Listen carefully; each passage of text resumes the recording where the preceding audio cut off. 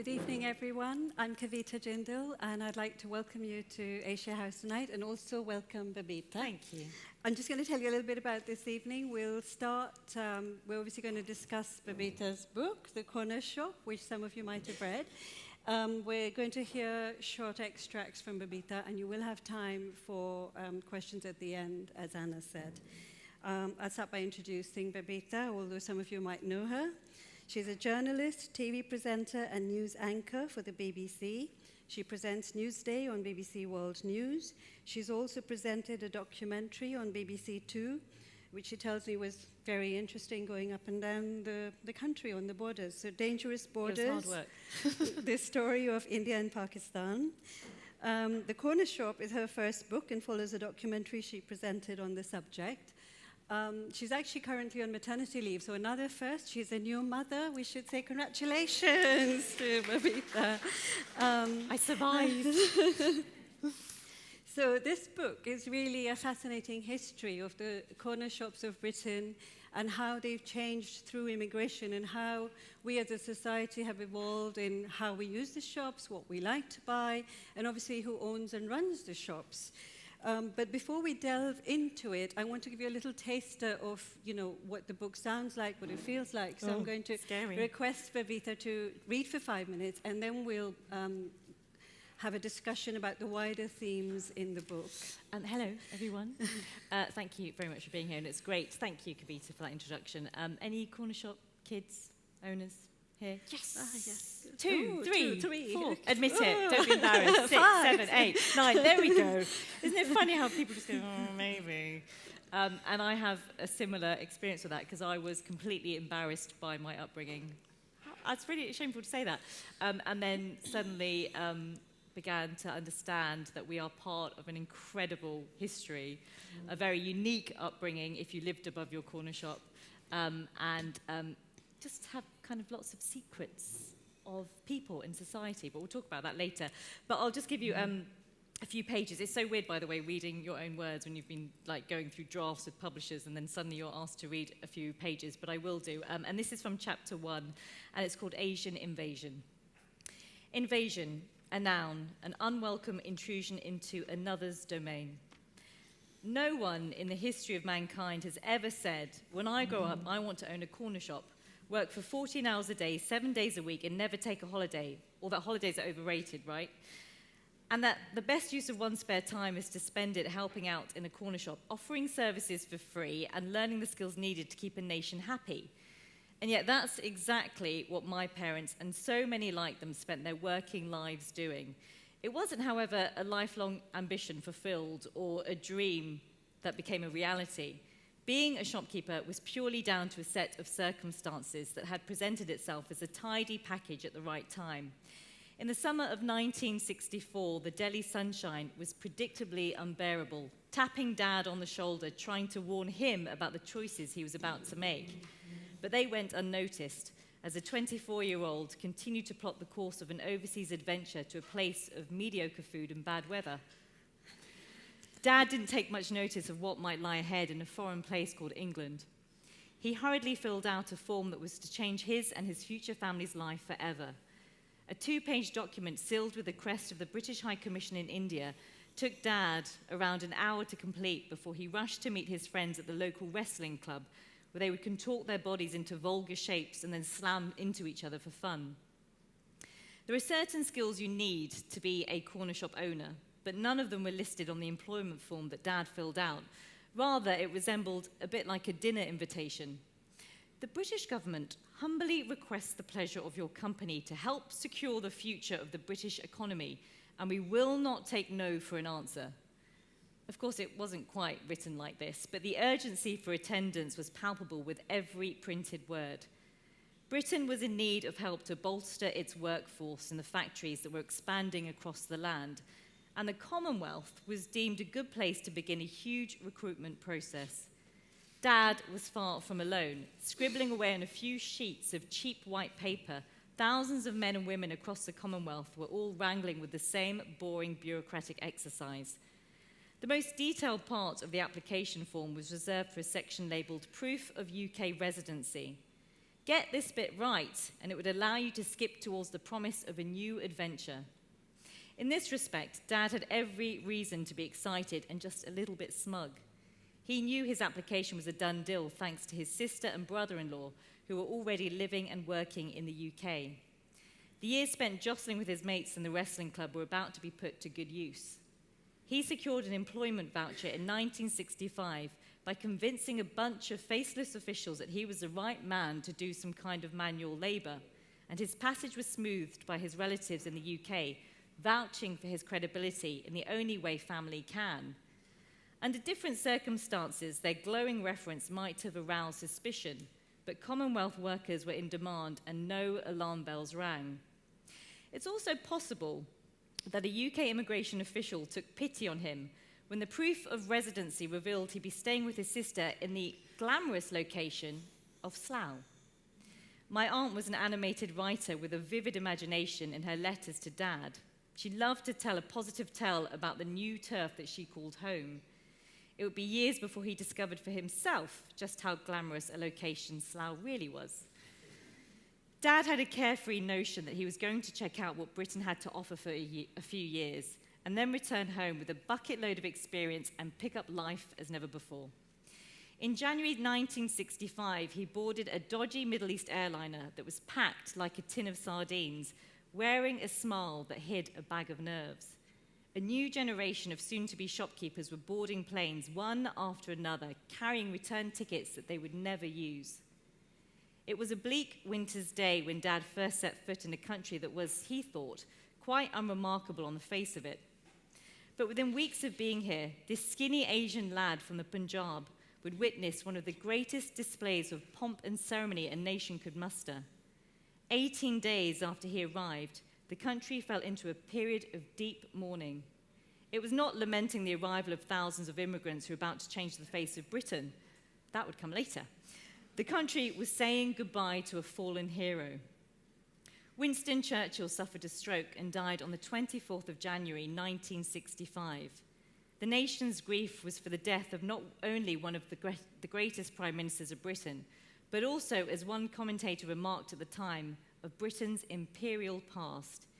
Here now, though, stood an army of thousands of immigrant workers, including my father, who were about to contribute to British society in a way that would surely make Churchill proud.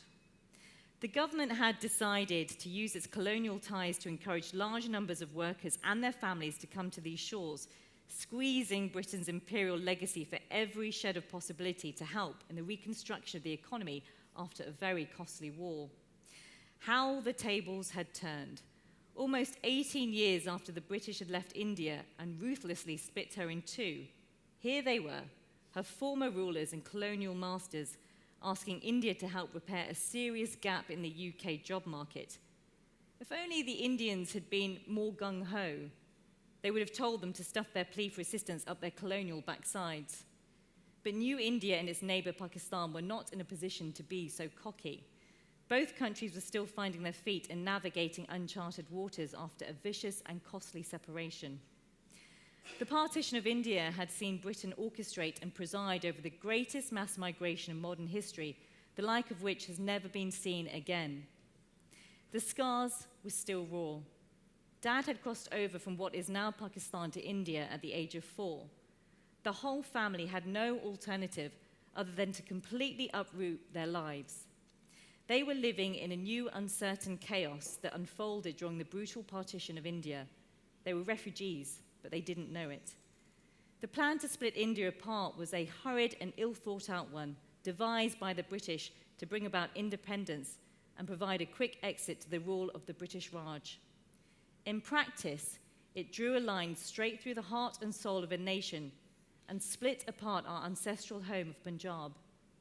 Hindus like Dad living in the newly formed Pakistan were pushed across the border in their millions, and on the other side, millions of Muslim families were being forced the other way into new territory.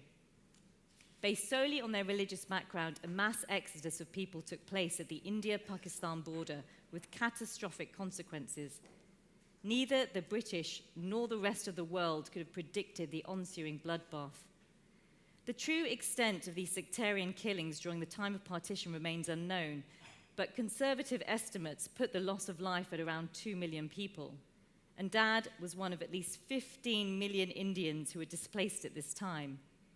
He was also one of many who witnessed the death and destruction of partition firsthand. To observe the injustices of the world inflicts a wound that nestles itself deep within, never to be spoken of again. And even 20 years later, any chance to escape those memories and dull the pain was to be grabbed with both hands. After all, escape was an easier option than facing up to catastrophic childhood trauma. Though he never spoke about what he witnessed, Dad would always tell us, his 3 daughters, that we had no idea how lucky we were when we complained about making us mop the shop floor. Trauma often results in a wry sense of humor, and Dad loves to tell his favorite story about how he ended up spending the best years of his adult life serving a community from behind a shop counter. Let me tell you the one about the hand that strikes a nation and is responsible for the displacement of millions of people.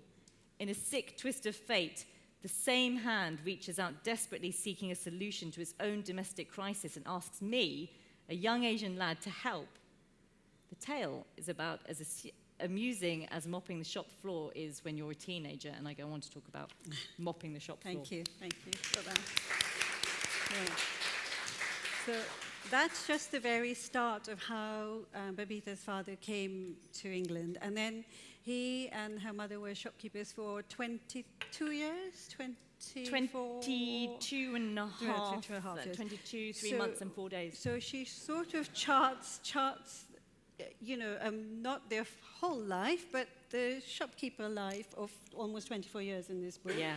And also tells us, so I would say about corner shops from 1940s, because she goes back in history a little bit to say what happened before they took over in the 60s. And then goes into actually the Polish and Eastern European shops currently or in the last decade. And you also tell us about the rise of supermarkets. So I was wondering, when it came to doing your documentary on corner shops and writing this book, how much research do you have to do? Because you were a corner shop baby, and you grew up, so you had your personal experience, but how much research did you have to do about the wider thing about shops? Grow up above a corner shop, you live and breathe it, and you just think your existence is normal, but it really, really isn't, because our front room was the corner shop floor, the shop floor, so that was our living room, so everything would play out. Our meal times, our homeworks, all kinds of things would just be around a bunch of strangers coming in to ask for a packet of fags. It's quite bizarre in that respect. But so it kind of, researching it, I began looking at the corner shop as an institution. So that led me down the 1940s when you would measure out, your pound of butter. It wasn't pound then at the time. And, you'd loaf of bread, and they would be horse and cart wheeling them around the streets and calling out for your dairy products to come out and get them. And it was really interesting researching that dynamic and then looking at it at the 1950s and 60s and how the corner shop then started to face a real threat because of the emergence of supermarkets in this country. And we all fell in love with the Americana, I call it, of the supermarkets, because they were these huge, massive buildings with wide aisles that you could just kind of skate up and down. And the fact that you didn't have to ask a shopkeeper, a white shopkeeper, usually a man, that would have a kind of white apron about what you wanted to buy for your goods and kind of have rations and be a little bit embarrassed by what you were buying. Now you could be in the supermarket and just fill your basket and eat your heart out. So that was a really interesting change. And then the corner shop was sort of dying a death until the wave of immigration came in the 1960s. And it's sort of twofold, because corner shops got a lease of life because of a lot of the immigrant communities. They were facing discrimination on the factory floors, and they were getting a bit pissed off with it. So they said, well, what can we do? Well, as you said, they wanted to be their own boss, so this was something they found that they could take over. And why were the previous owners giving up? And also, did you have to read a lot about what happened as to how your parents, obviously your parents bought a corner shop because they wanted to be their own boss. But why did the previous British owners give up these corner shops? It's because they couldn't face the stiff competition from the supermarkets. Right. And they were, people were choosing to, they were more mobile. So this is post-war Britain, where people were starting to have a car, and family life was changing, refrigeration was introduced, so goods were very much packaged differently, and the local shopkeeper couldn't compete with these massive shops that were promising glossy products and additives and colourings so and it all became sorts too of tough things. for them, but the Asian families Yeah. were willing to take on that toughness and create a Well, USP, as you say, create something else that Yeah, they I don't could know if serve. it's, like I said, it was an opportunity. The white shopkeepers of post-war Britain couldn't keep up with the competition, so they started to board them up. And it was more a sense of opportunity where you're facing discrimination in the workplace and people say, well, what can I do where I don't have to answer to the boss and I can earn a bit more money and I'm willing to graft? And they see these boarded shops on the corners of Britain's streets and think, well, I could take that on. And they something did. with But it. I probably didn't really know at the time how grueling the work regime was going to be. And that kind of just started them plotting a course that other people then followed. So one of the things I was curious about and wanted to ask Babita, but for those of you who have not read the book, she draws a parallel story with Margaret Thatcher through the book. I mean, Maggie, as you call her in the book, figures quite largely because you've used her as a point of reference at various times. And she was, of course, a shopkeeper's daughter. But do you want to tell us a little more about why you decided to quite closely tie the points of reference to Maggie Thatcher? Well, I went to Grantham to see Maggie, as I call her in the book, her shop. And her shop was on a corner, and her bedroom was above the shop. And it was the same perspective that my bedroom had. And it sort of just struck a bit of a chord, and I kind of just started to wonder about her life and if it was similar. By the way, the similarities between Maggie and there. But you found that link, that connection that you wanted to keep and reading her drawing memoirs, on, and she would talk about life being quite suffocating in the shop, and I could relate to that. And it just seemed the right way to kind of be able to talk about the corner shop of 1940s and 50s and 60s into then my parents' experience through the 60s and 70s, and then myself growing up above a shop in the 1980s. And the transformation was quite vast, yet the experiences between corner shop kids were very much the same. Yeah. And the other thing Babita talks about is the hard graft, which is already mentioned. And we all know, I mean, corner shops, if I'm guessing, even though, I haven't lived above a corner shop, but it is long hours, it's hardly any sleep. But there are phrases you use, Pepe, throughout this book about that work ethic. And I'm just going to, I've encapsulated them into just one sentence. We are there to serve you dutifully, faithfully, unconditionally. So I wondered if these words you use came from your own experience, that of your parents, serving and hoping to please all their customers no matter what it took. Because these are quite strong adjectives about how you want to please people. Yeah, it was more like a command. We will serve the community, and you don't say anything bad about them, but we can talk about them behind closed doors when the shop's shut. And that was it. But, I mean, the hard graft and the work ethic was... And I think it's born out of the experiences, and I talk about partition in the first chapter, but when you've gone through difficult times and you've struggled and you've had to find your feet continuously in no man's land, coming to Britain and then finding your feet just is a way of life and a way of being. And that sense of graft is, you know what, we can make a go of things no matter what is thrown at us. So if you just want to say, okay, we're going to open up the shop 5 in the morning till 11 o'clock at night and do it 6.5 days a week, that's fine. We've been through much worse and we can do it. And we're going to turn this around and make it a fortunate experience for ourselves. That's not to say that they were not continuously happy through that experience. I mean, it was tough. It was really tough. Well, it sounds like it was tough because the whole family, as Babita describes it, had their tasks and chores and mopping the floor and stacking the shelves. And every day. You had Every to do day. all those things along with school and growing up. So did you think your work ethic came from your parents as well? Yeah, I mean, drilled in. I mean, I'm a bit of a workaholic. That's probably why I'm standing on this stage and my baby's only 4.5 months old. But I think that work ethic, when you've got parents like I have, Indian parents, there is a sense of pressure where you will do well, because if you don't do well, you're never going to hear the end of it, and you'll have me to answer to.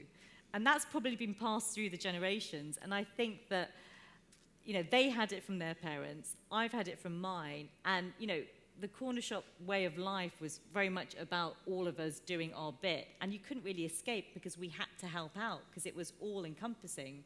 You couldn't get away from it. So that work ethic was very much drilled in from the get-go.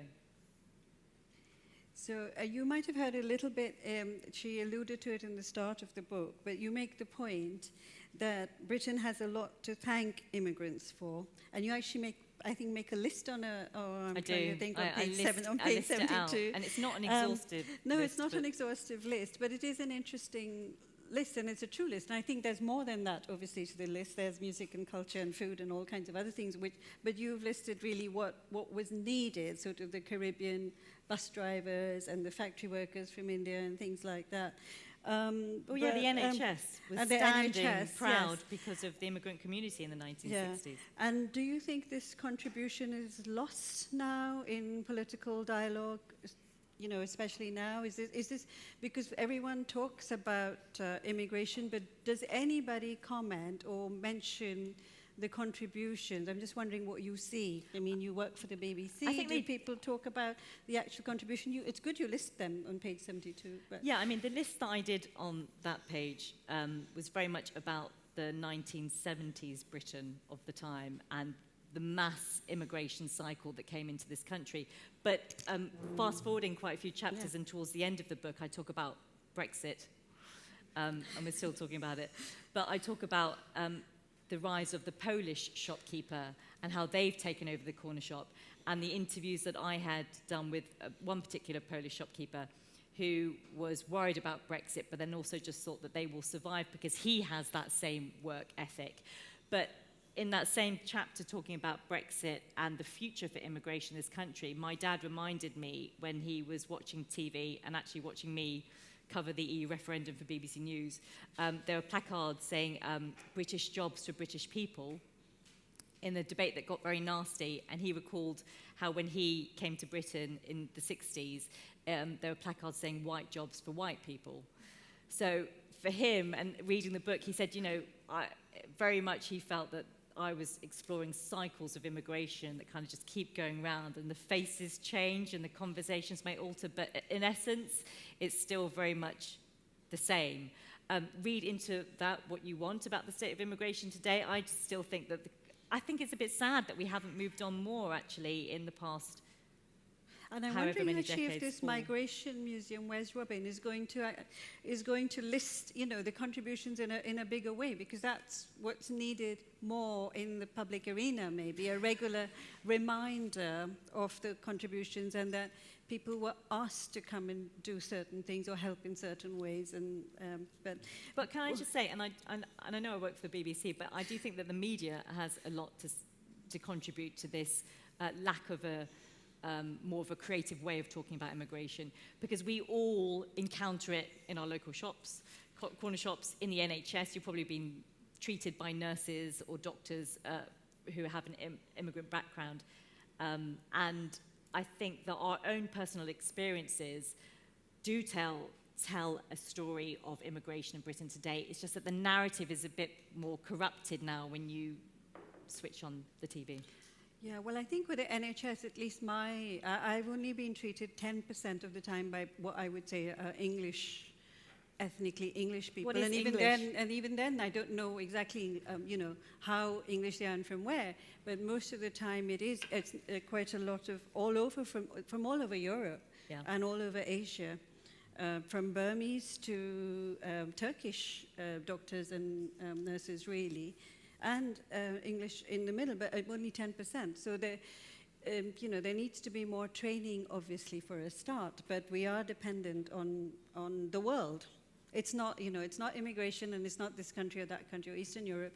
It is the world. The world is dependent on us, and we are dependent on the world, I think. Babita and I were going to talk a little bit about the wider themes of the book, which are sort of the differences in attitudes between first and second generation immigrants. But before we go there, there's a funny anecdote in the book, and I just want to ask if this is still true, because just to show how anyone who's older than a certain age was very young once. And so your dad, when he was working in a sheet metal factory, which is the first one of his first jobs, when he came to the UK.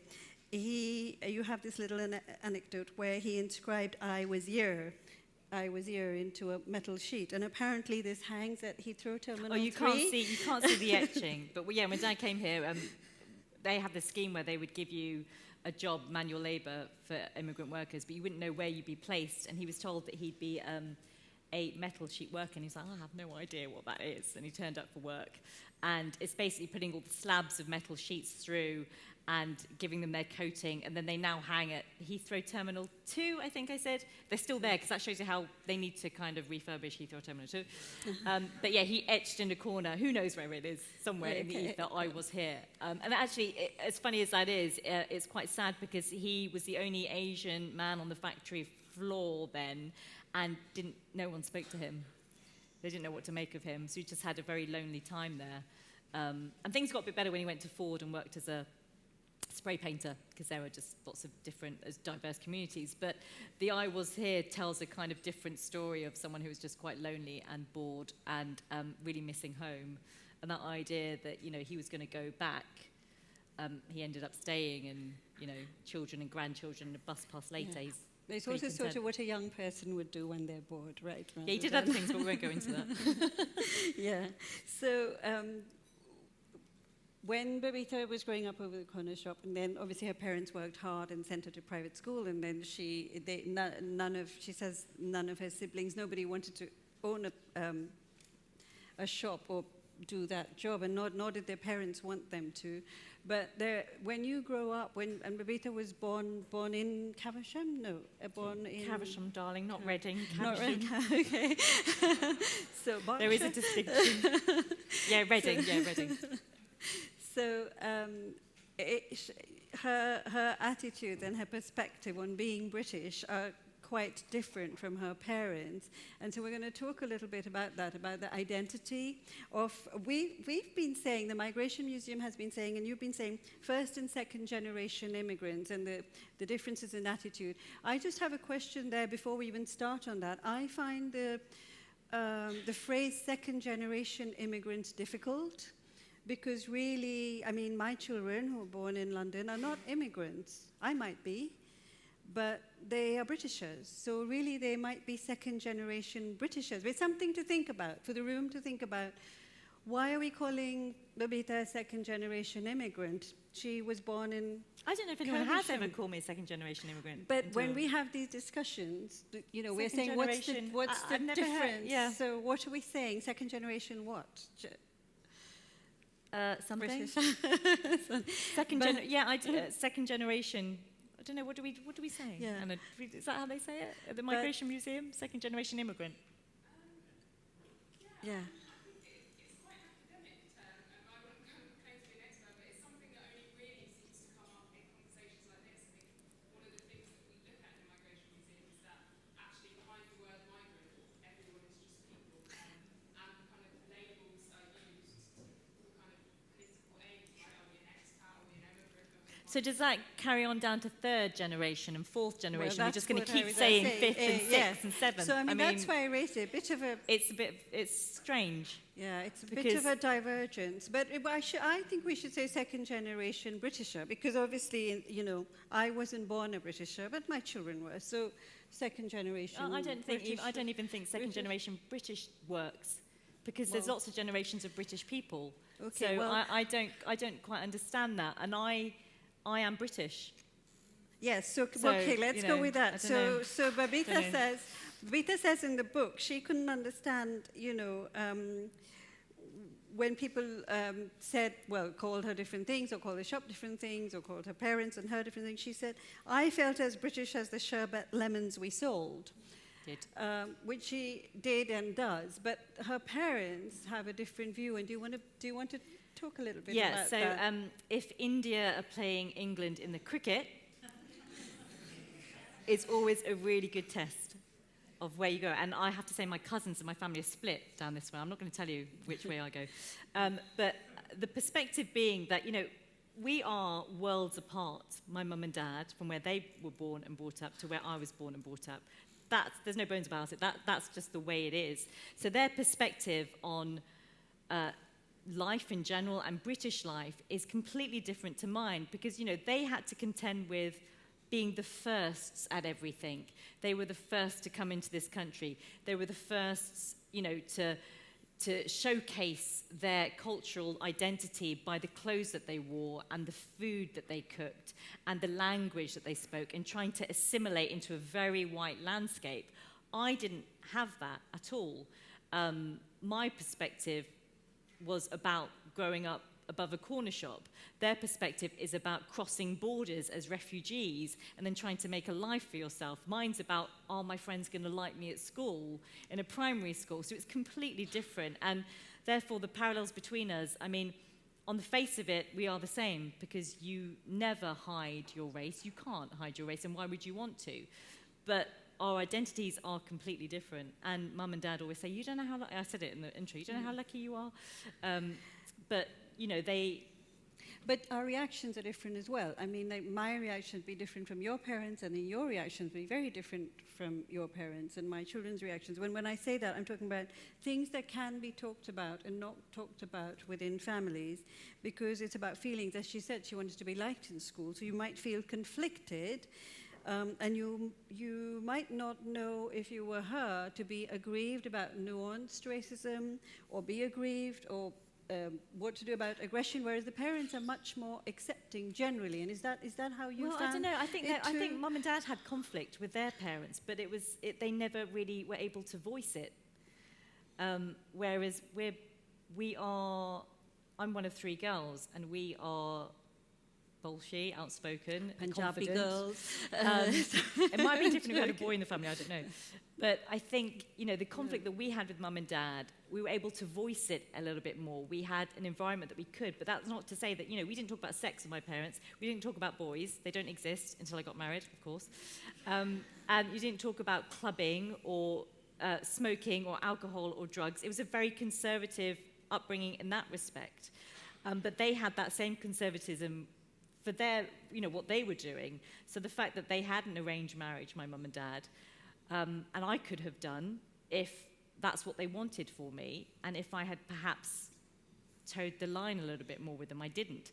But, that conflict still exists, it's just in a different parameter. I meant, are there reactions to people saying things different from what your reaction would be? In what?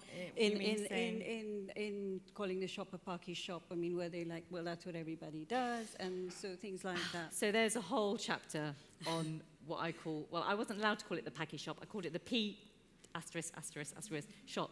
But there is a whole chapter on that, and the conversation about, so you have to remember 1980s Britain was very different to what it is today. So the word Paki was on your television screens in Only Fools and Horses, in Sickness and in Health, if you remember these shows, Love Thy Neighbour, right? So it was very much part of the conversation, and the BBC allowed it to be part of the conversation. And Mum and Dad would watch those shows and laugh. If there was a joke made, they would actually find it quite funny. And their reaction is different to how it has evolved nowadays. And I'm not saying that it's better today, because it's not right to use that language, but the way that language was used at the time wasn't necessarily endearing, but it was almost okay to use that. In the same way it was okay to use the M-word. And many people of diverse backgrounds just didn't have a voice to be able to say, you can't call me that. They would just brush it off and say, nothing's going to be done anyway about it. And I talk about in the book how when Mum and Dad moved to Reading, they lived around the corner from National Front headquarters. Fortune, champion. And some of the kids, and I say they were kids because a lot of them were affiliated to the National Front and didn't really even know what they stood for. But they would go around the Black and Asian households, and in the mornings they would tie a string of milk bottles that they got from the corner shop, by the way, and tie them on the door handles. So when you'd open the door handle in the morning, the glass would come shattering to the floor. And this would happen quite a lot to Mum and Dad, and they'd just get a bit annoyed, and they said, report it. And the dad did report it to police, and the policeman said, oh, Mr. Sharma, not again. I've got to fill out another form, but nothing's going to be done about it. So their reaction is as a consequence of that general conversation where they kind of just thought we have to put up and shut up. And I think through the decades even, that put up and shut up has become untenable. It's not something that you should put up and shut up with. So do they tell you things have changed? Are you able to have the conversation? We're able to have the conversation. Have you seen the news this week? You probably know what I'm referring to. I don't know how much it has changed. It's just disguised in a different way, I think. And, people that say political correctness and snowflakes, I just think, oh, God. What next? Because actually, the fundamental issue is if you are going to be a subject of racism, then you know it, you understand it, and your reaction to it is going to be very much around the environment that you're inhabiting. So the 1970s Britain is going to be very different to today, and that's basically how their reaction differs to it as mine does now. We'll talk a little bit more about this, and then we'll open up, we'll have another little extract and then open up to questions. But based on what Babita's saying, and also what I see in my own children, who actually didn't want to be any race, really, they're just kids. But it's sort of a statement, but you can tell me what you think about it. I would be noticing that people see them through the lens of their race, even if they don't see themselves that way. So I think no matter which generation, and no matter whether people are mixed race or not, you do have to choose to be in a particular category, because you're going to automatically be perceived to be Asian, brown, foreign, even if you're British through and through, like a lemon sherbet or whatever. You can't feasibly identify as anything else, which is, for example, the group I run of writers, the whole Kahani is British Asian, and that's because we have made ourselves a little bit exclusive instead of inclusive. But of course, you have to self-identify as well, or people identify you as well. And so instead of being brown writers, but I'm coming to an incident in your book, I think page 83, where you said you wondered how you were perceived as a little girl behind the counter, and you asked if you were just seen by your customers as faceless brown and nothing else. And do you still have this feeling in a bigger sense, or not really anymore? So when you just spoke about that self-identity, I disagree with that, actually, because I know who I am. I know my background. I am me. But it's often been when I've gone to university, for example, that I really knew about my ethnic background, because I went to Cardiff University and I was studying journalism, and there weren't many Asians on my course, but the accountants, medics, and law degrees were full of Asians. And then we'd go to a freshers' fair, and I'd be asked if I was joining up to the Asian Society, and I'd be like, whoa, what's going on? And, we've got this Bhangra gig, and we're doing this, and I'd be like, gosh, this is like... So my identity was their perception of me, of what I should be an association to, was being put on me. When I joined the BBC many years ago and started off, in local radio and then worked my way up to the newsroom in London and now World News, there was a perception of the career choices I was going to make according to the bosses that were employing me. So I was going to go to the Asian network, wasn't I? So that idea of the identity thing was always put upon me, yes. And I felt that choices were being made for me without me making a choice for myself, if that makes sense. And that's just based on your appearance. So that's what I was saying, that actually you might feel something else, but choices or that identity is being put upon you just... I don't think I had a choice to explore by myself where I kind of wanted to go.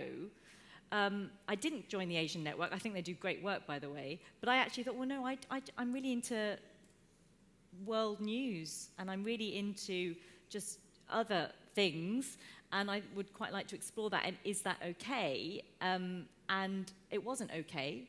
So I just left the job that I was doing to make it okay, to go for the job that I wanted to. But it wasn't easy, and I'd have to fight quite hard on that. What was the last point of your question? Sorry, you said, do I still feel brown? Do you still feel faceless brown? Because you just said that in the book, that you wondered. You didn't say they treated you like that, but you just wondered if that's how they saw you. I think, I know the job that I do now has a lot to do with my ethnic background. I understand, it's quite hard, isn't it, to say this, but I understand the box-ticking exercise that people have. And I'm okay with that because I'm going to go with it and run with it and make the most of it. And if I'm crap at what I do, then I won't last. But I'm good at what I do. So that's why I think that, you know, the faceless brown person, no. But behind the shop counter, and I talk about it in my book, you wonder if people just see you as the package shop down the road. Or, you know, that family, oh, they work really hard, don't they? It's that immigrant work ethic. And how they view you. And I felt that more as a child, I think, because the corner shop in the 80s was so... It was run by Indians, it was run by Punjabis, it was run by East Africans, it was run by the Gujarati community, and we dominated that sphere. So you could understand that identity being put on you. It's only though through understanding that upbringing and embracing it now, and being able to talk about it freely, and also being comfortable in my own skin, that I don't like people making those choices for me. I want to be able to make them for myself, and I'm constantly doing that all the time, every day. Great. So my last question is just more about sweets. And we're not going to talk about identity and race anymore, or maybe later in the questions. She describes these sweet jars, like a row of 15 sweet jars with a photo in the book. And I was thinking, I remember those from a different country, actually, but I've only seen a row like that in the Asda superstore now. Asda? What's Asda? Yes, Asda superstore on the A4 has a row of those sweet jars. But children love those sweet jars, but I haven't seen them anywhere. I don't know if Can I just say it took the publishers ages to do that? Yes.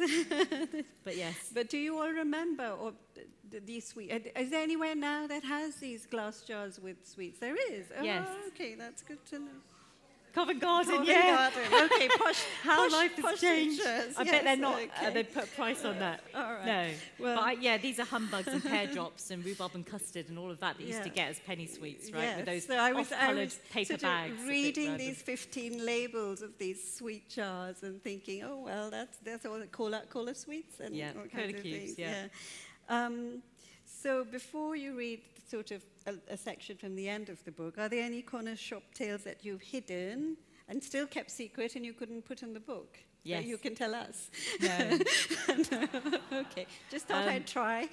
To be honest, when I started writing this book, it was more going to be about social history, and then writing it, it sort of became part memoir. And I remember thinking, oh God, Mum and Dad are going to just crucify me because I've just divulged so much about our family in here. But there's so much nostalgia, and there's probably more nostalgia than there is the heavy stuff, if you like, about the kind of sweets and 1980s Britain and like paraffin. I don't know if people here will remember paraffin and going to your local shop to get top-ups and stuff like that. And, you know, I think for me, everything that's in there is warts and all, really. The only thing that probably isn't in there is how much we bought the shop for and how much we sold it for. Mum and Dad were particularly like, no, don't give away trade secrets. But I've put it in kind of rough terms. But I take it a profit was made. Of course. And a new lifestyle was bought. Yes, and we talk about the fact that we moved in after shop number 2 away from living above a corner shop to a house that had a doorbell and a garden. It was amazing. And was that because things. of the rise of property values? No, it's because they worked damn hard and they managed to do really well, and it was in the boom time of the 80s. So somebody else wanted a shop that was doing well, So they sold shop number 2, and from that managed to get a house with a doorbell and a garden and trees and a downstairs loo and a bathroom, and we all had our own bedrooms. It was so exciting. And they were able to go to shop number 3, commute to work, which was just a revelation and just a show of how hard they worked, I think, particularly in the newsagents, And then shop number 3, they had to shut up shop because that's when kind of 1990s came in, and the Sunday trading laws kind of put a bit of a nail in the coffin for a lot of the corner shops then. Do you want to read a little bit from the very end of the book? I won't read for too long. So this is chapter 15, which is called The 9 Lives of a Corner Shop. A cat has 9 lives. For 3 he plays, for 3 he strays, and for the last 3 he stays. An old English proverb. If the corner shop has 9 lives, by my estimation, we're currently on life number 6. So far, it has battled its way through a challenging landscape littered with giant obstacles, perverse legislation, and political upheaval. As we've explored, the corner shop is intertwined with the immigration cycle in Britain, and to lose one would be to cut off the blood supply to the other. The Polish supermarkets and Vietnamese nail bars on Britain's streets are shining examples of how to navigate today's market. Thousands of families pour their hearts and souls into spaces that, on the face of it, seem ordinary, but actually contain a myriad of essential items that we need on a daily basis.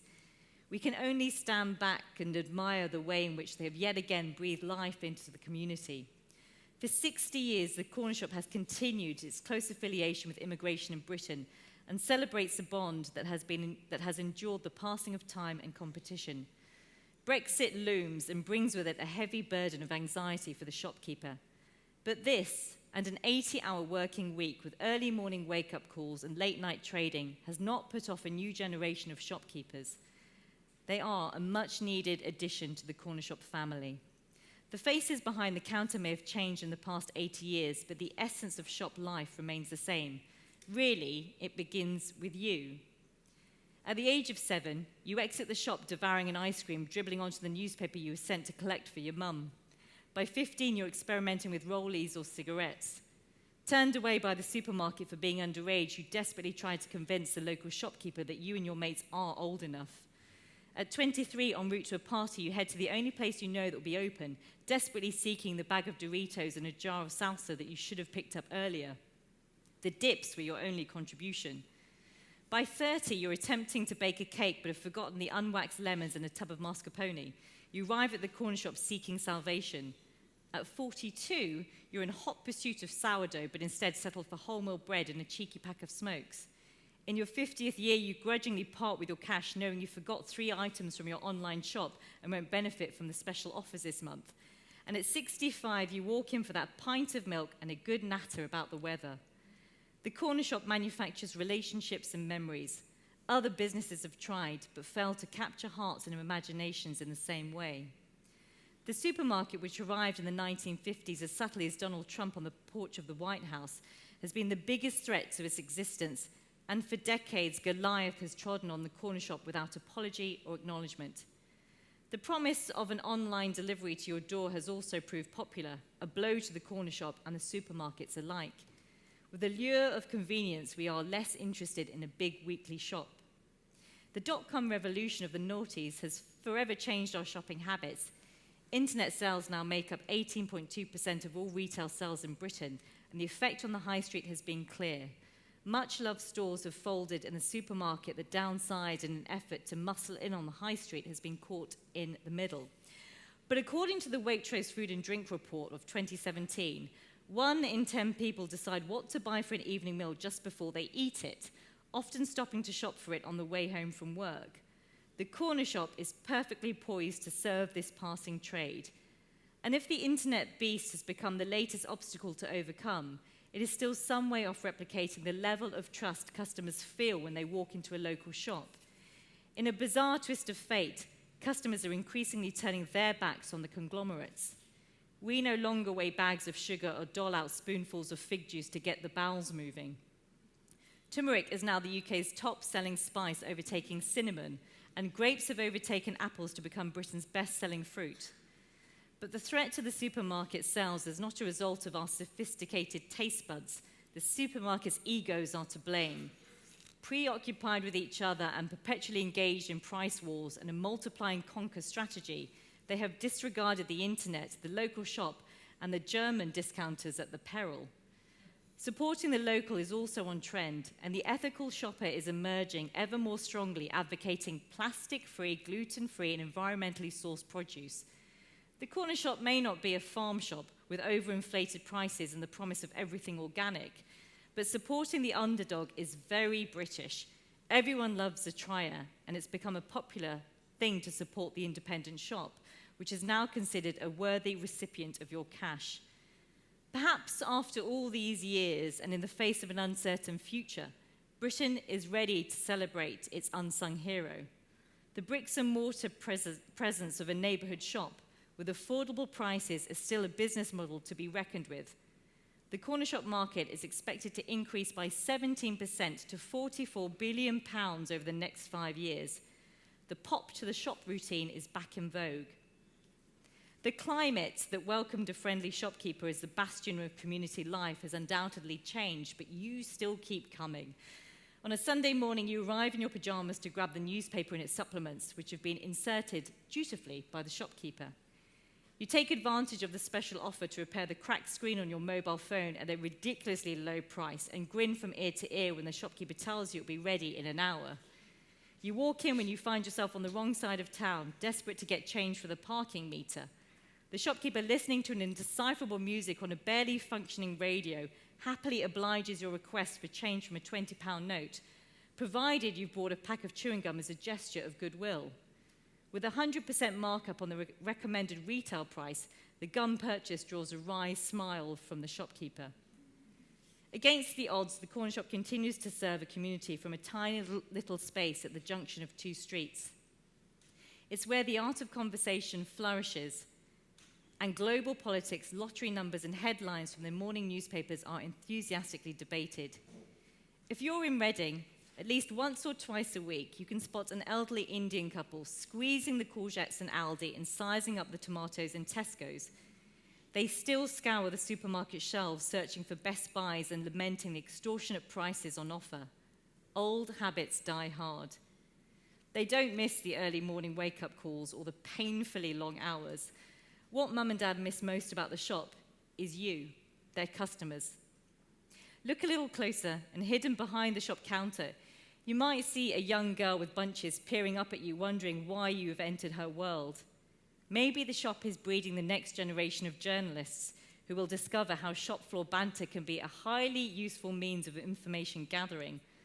Or maybe there's another Prime Minister in the waiting, getting a front row seat to the way society and customers operate. Whether the corner shop can survive long-term depends on the unwritten pact between shopkeeper and customer. If obeyed, it shall continue to serve a nation. Special offer, anyone? Buy any sausage roll and get a newspaper for only $2.99.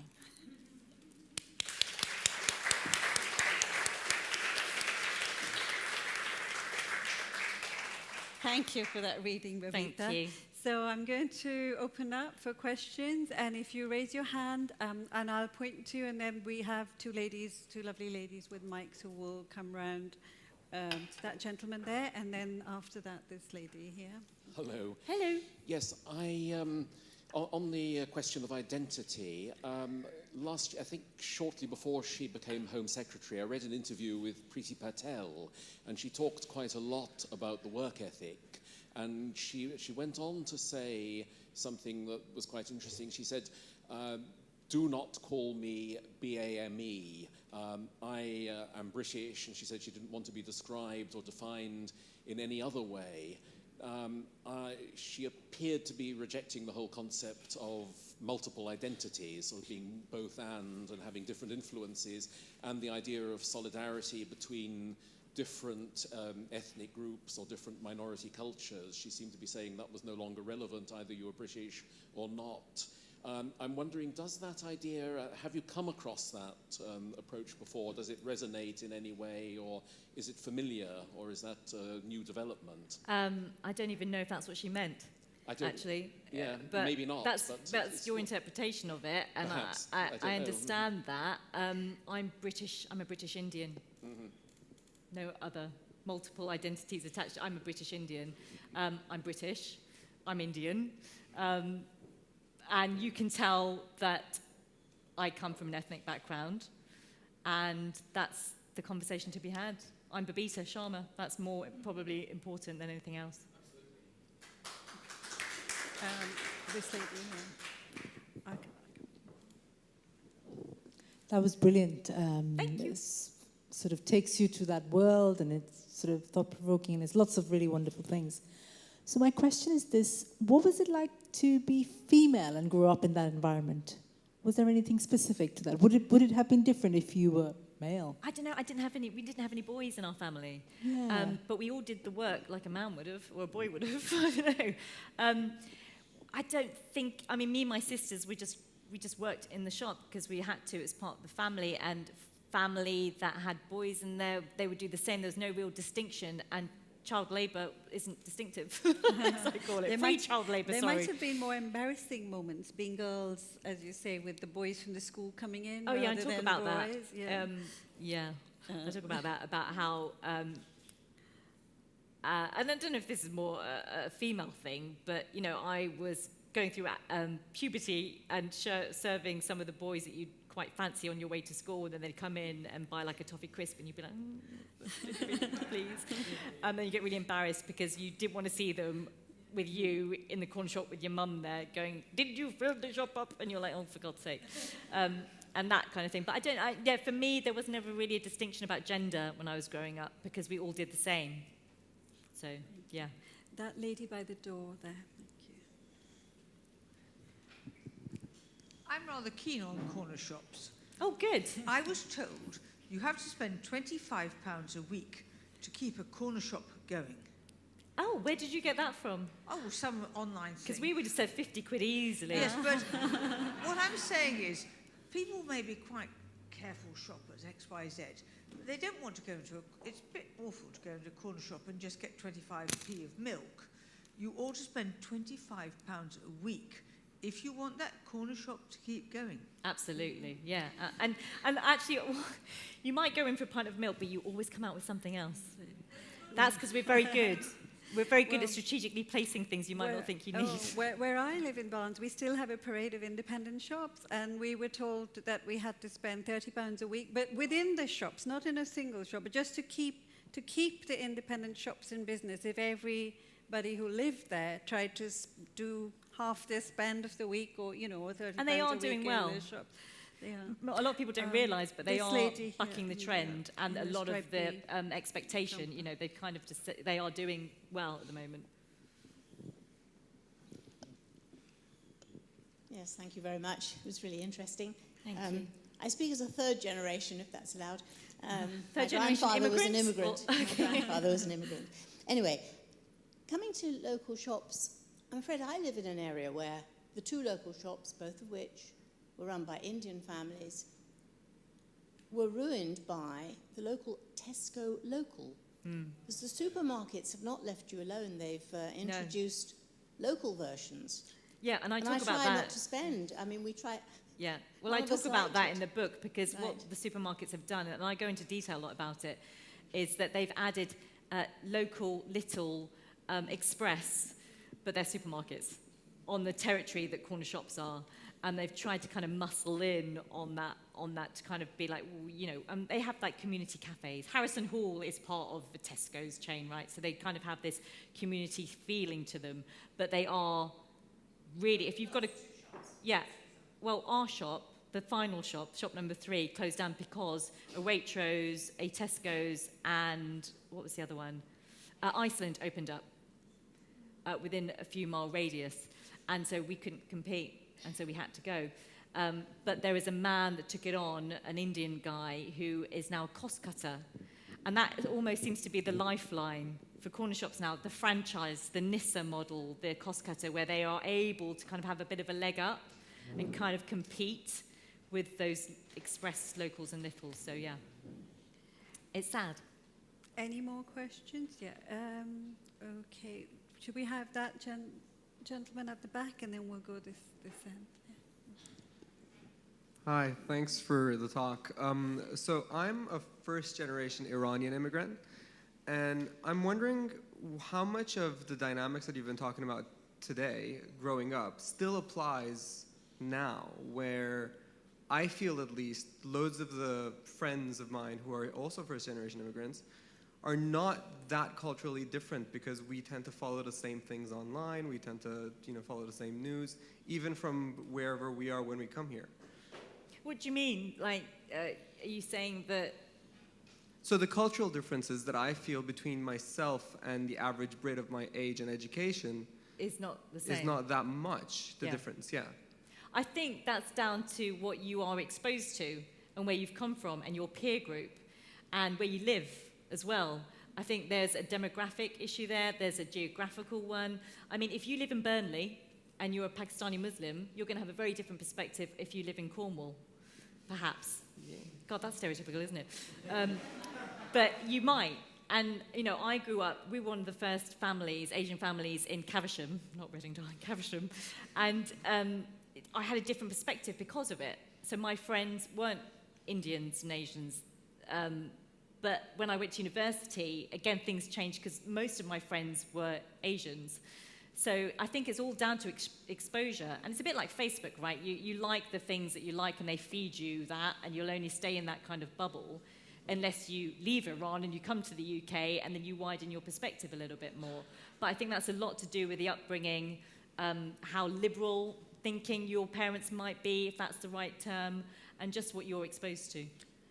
I think Babita's right, because I came from India too, but I came from metropolitan cities, and the other people I met here who came at the same time as me had completely different upbringing. So they're always shocked that I just think this is the same as everywhere else I ever lived, but it's not for them if they came from some other part of the country that was not a cosmopolitan city. Yeah. They have a different adjustment to make. So it depends on where in Iran you came from and what your, as she says, what your upbringing was there. This lady on the left, if we. Oh no, there's the mic. There's the mic. I thought it was really interesting to hear you talk about your sense of identity being thrust upon you at university, and that's something that I can definitely relate to. But I wondered whether, for you, as the daughter of corner shop owners, there was a sense of identity going to the BBC that was perhaps thrust upon you, because I'd imagine there weren't many daughters of corner shop owners working there. Oh, there's a few. It's really interesting because, again, I'm going to hit the stereotypes. This is my experience of a lot of the Indian journalists that I work with. I would actually just started having a conversation that I was writing a book. And then, what are you writing a book about? Corner shop? Well, my parents had a corner shop. And my parents had a corner shop. Well, my uncle had a corner shop. And, we all had that sort of shared experience. But I never knew that sitting beside them and working for years, because it's not something that you shout about, or we perhaps would have felt embarrassed about it. You might not know that layer, but then there are so many layers to all of us here that we might not understand and speak about. Yet there is a... Yeah, oh, completely. It's a white newsroom. Yeah. It's a majority white Oxbridge newsroom, and I am a big champion of BAME, whatever that term is. But I am on the... I speak to the board at the BBC. I'm on a mentor group there. I'm passionate about it.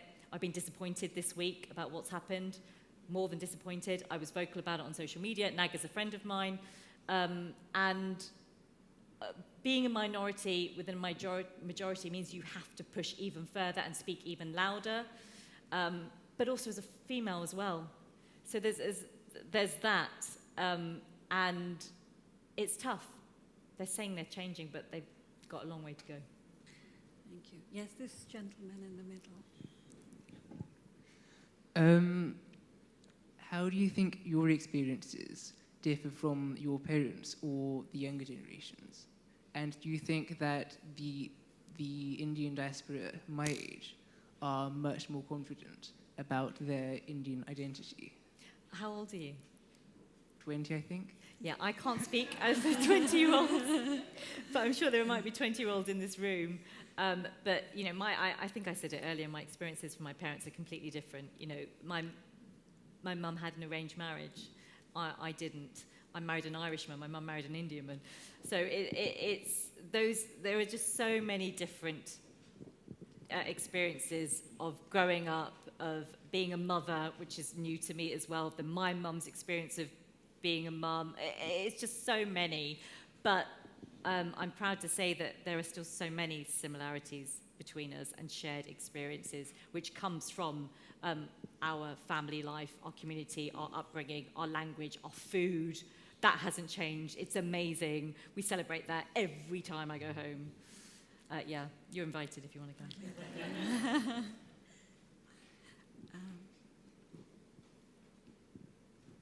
Hi, Babita. I'll kind of relate to the identity that you mentioned, because I was an art student and I was kind of told, make something about India or Africa, because I was born in Africa. But I see myself as a person who grew up in northwest London. Working with young people, I'm kind of interested because my young people are born here and their parents come from different part of the world. And when when the teachers ask them, oh, where are you from? You know, and they're like, I'm from here, I'm British, right? And that's how I identify myself. Where do you what advice would you give to these young people? And where do you see this going? Because to me, it was 19 years ago and it still exists. Yeah, I think, that's a really, really tough question. I think for young people, I mean, fundamentally, for me, it just boils down to being comfortable in your own skin, first and foremost. And sometimes you don't really get that until you're a lot older. So for young people, it's probably just trying to figure out who they are, let alone the whole identity question or the race question or everything else. It's just, so who are you? And what are you into? What do you like? What do you enjoy? What makes you happy? Let's get that done first so that you can grow up to have a strong self-esteem, be confident as an individual, and speak your truth. And then I think the rest will follow. But Babita and I were discussing this earlier, and I was saying to her, well, you know, my children get asked, where are you from? And they say London, and she gets asked, where is she from? And she says Caversham. But I did teach them to say, because when they get asked, where are you from for the third time, and they say London, London, London, I did teach them to say, I'm not saying this is right or wrong, but as a parent, I said, then you ask people, are they asking you your ethnicity? And that's what they say. Do you mean you want to know my ethnicity? Because then people can't talk about nationality but it's still, people obviously, that's curiosity sometimes too. People want to know where your features are from But or actually, which country. I will say, I get it more when I'm abroad. So if I'm on location, I've spent a lot of time in Singapore, and there's a big Asian community there. So where are you from? I'm British. Where are you from? British. No, where are you? Like, where? What are you? If you're asking me where my mum and dad are from, that seems to be, you know, I had it in Singapore, I've had it in America when I was covering the Trump election. I had that quite a lot because they need to kind of people need to place you, right? It's maybe other things. But then I suppose as Indians, we do that too. We did it.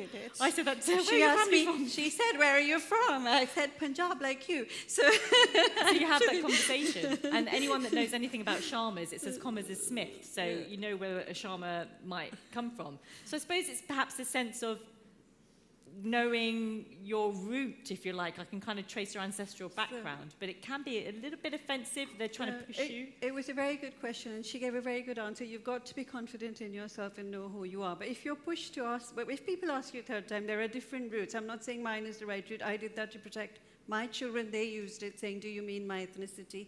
I'm Indian, and that puts it to rest, sort of thing. But yes, more questions. We have a lot more questions. So shall we go one this end and then one to that lady? One. And maybe we had 4 hands up. Maybe we'll have 4 questions and, okay, 5, and then we'll stop. All right. Quick fire. Hello there. Actually, just on that point about how people ask where you're from, but where are you really from? Amongst us Punjabis, when I'm traveling around the world and if I meet another Punjabi or a Sikh, you know, as you can tell by the turban, we usually ask each other, where are you from, as in, which village are you from? That's the level to which we go, right? Yeah, but it's also how you tie your turban. Because if it's pointy, you might be Kenyan Punjabi. If it's round, you still came from some village at some point, I suppose. But my question's going to be a bit more challenging than what you might have heard already. In terms of what happened this week, I kind of think that wasn't about race. It was actually about journalism being objective. You know, in the age that we're in of, you know, fake news and so on, we have to rely on certain sources, and the BBC is probably the source where you go to for objective journalism. And if journalists start expressing their own points of view, it doesn't matter what the subject is, but if they express their own point of view, I think you're watering down your profession's objectivity. Racism is racism, that's all I'm going to say.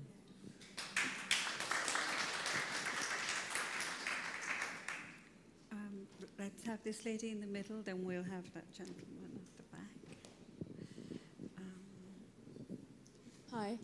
I just wondered, as an Asian female journalist at the BBC, do you feel like you have much influence? Yay! Do you feel like you have much influence on the news agenda? Do you ever wish that it was covering certain stories but your editors might be covering something else. Yeah, we have that every day. You probably have that. Which part of the BBC do you work? I don't know. Sorry. Oh, sorry. I thought you said you were. Yes. Oh. Sorry. Yeah. Oh, right. I thought you were cheering yourself. So no, I thought you said you were too. No, sorry. That's a quote had gone down one more than. I sit in editorial meetings. I've been a journalist for over 20 years now, and I've been presenter for now 8-9 years, and you're very much part. We're not auto cue lovies. We don't just sit there and read. We're part of the process. So we sit in the editorial meetings and we have a conversation about what the news agenda looks like. You pretty much know what the big stories are of the day, but you might get something that you've seen and read, and then you say, well, what about this? Or do we have a correspondent here where we can cover this typhoon in this tiny island, and can we do it? And then they say, well, no, we don't have time, or Trump's done this thing again today, and we need to give that airtime. So you are constantly battling, but the reason why I do the job I do is because of that editorial robustness that we have.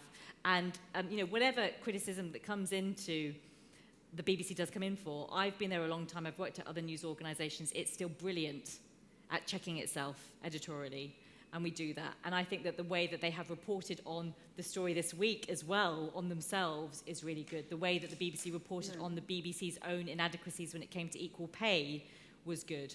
And I think that, every part of that boils down to the journalists that are constantly saying, well, no, we shouldn't cover that and we should cover that. And why are we giving that so much airtime? And then we have that editorial meeting and then we carry on. Sometimes you win them, sometimes you don't. Most of the time we do. I have to say, because I grew up in India, I'm a big fan of the BBC, and something that people in the UK don't realize is part of the UK's soft power, which we're losing, is the trust that so many UK organizations had in the rest of the world, our justice system, the BBC, people in the other parts of the world who don't necessarily get uncensored or who only get propaganda, try and listen to the news because they trust it more than they trust other organizations. That doesn't make it perfect, but it does make it something that gives us as a country soft power and needs to be preserved and kept up with. Was there a gentleman at the back there? Yes.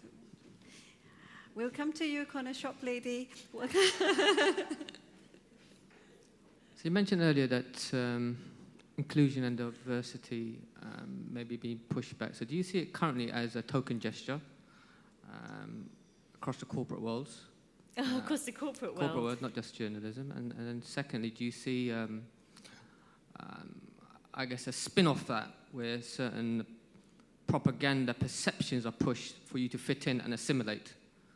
So maybe the term values, you need to follow certain particular... This sounds quite personal. Has this happened to you? No. Okay. It's just a common, so as you say, you need to fit in and you're either on this side or you're on that side. Yeah, I don't know if token is the right word, because there is a quota that corporations have to now fulfill where they have certain amount of people from a ethnic minority background, certain amount of people from a disabled background, and that had to have happened. It needed to be in place to try and get a more reflective workplace, if you like.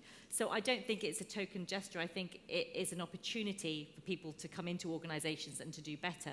I think that for you to use that word, I'm not using it, but for you to say that there is a token gesture there, I think is sad, because it should be much more than that. For me, it's an opportunity to come into an organisation. So if corporates who are predominantly white have this quota that they need to fill, well, why haven't they filled it before? And if that is the channel in which to do it, then I don't see that as a problem.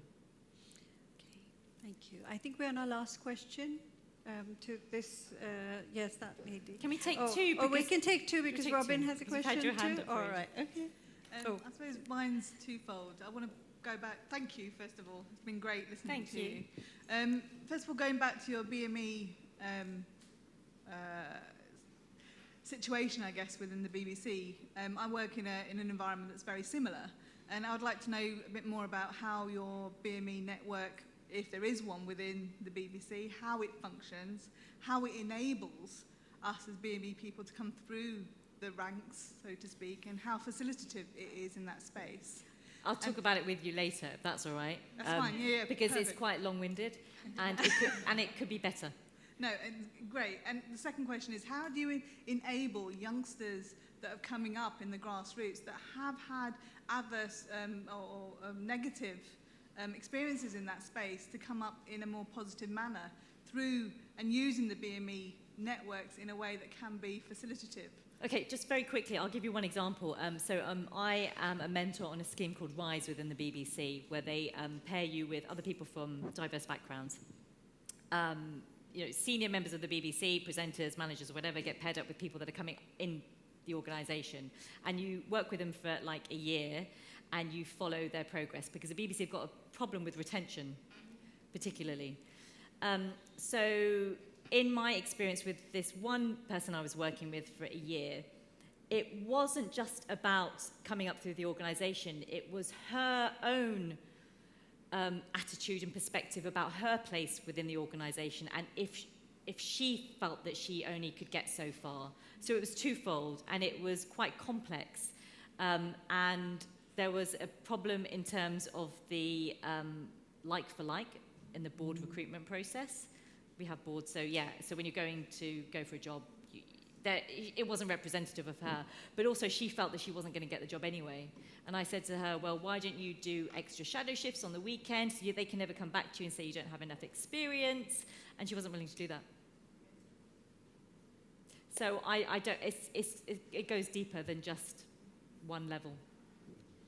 Okay, shall we have the last question from Robin? It's a slightly lighter question.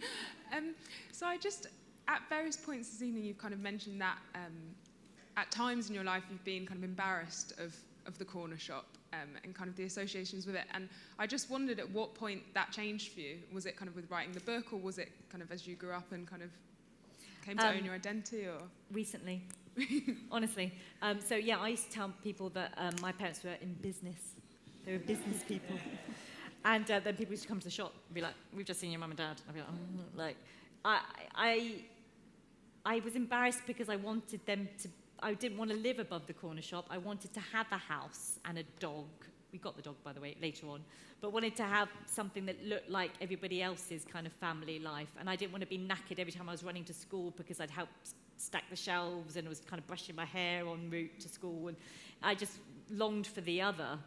And that stayed with me quite a long time, because there's always an expectation, even when I went to university, that you will do really well and you will do this and you will do that. So I kind of battled against it. And it's only really been in the last, I'd say probably the last 10 years, that I've actually thought, Mum and Dad did a lot for us.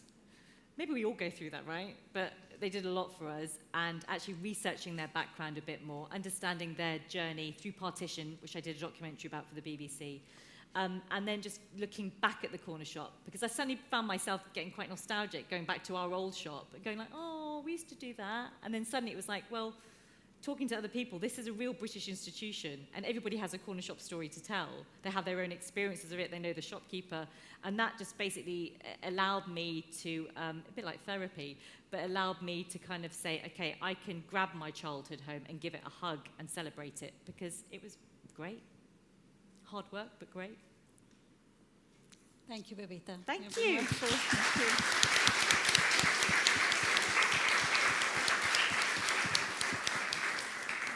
Thank you so much.